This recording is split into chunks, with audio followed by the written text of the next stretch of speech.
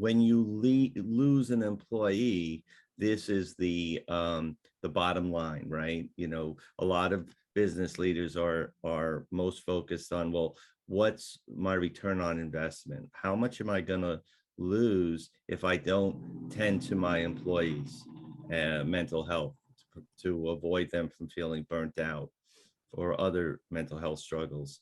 And according to the research, as you can see, for 50,000 salary, it costs about 16,000 to replace. And I don't believe that includes training. 100,000 salary costs 33,000. Rich, maybe you could speak to what it is to lose an employee who's been there for years and has great institutional knowledge of the town of Babylon and understands the ins and outs of the waterways, the ground, and all of that. How much you lose when you lose an employee that has that. Yeah, we have a couple of employees who have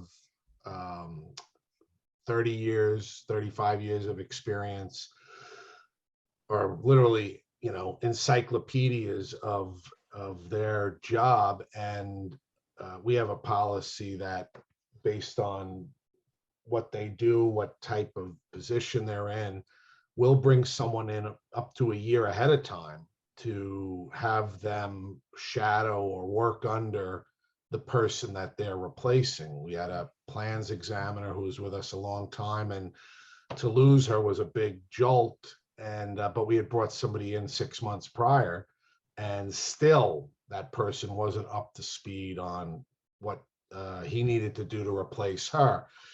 And so it's a big cost in terms of that, like you said, institutional knowledge. And it's also a big cost for kind of the motivation for some of the younger people, because the younger people who come in will train under the long time serving. So it does cost when you have them leaving. And I would say that it's important to get them replaced with someone who's been under them for a while. Additional cost to the town, but it's important to do. And I think I'd like to go ahead, Dr. Mike. I'm sorry, I'd like to jump in just to add to that.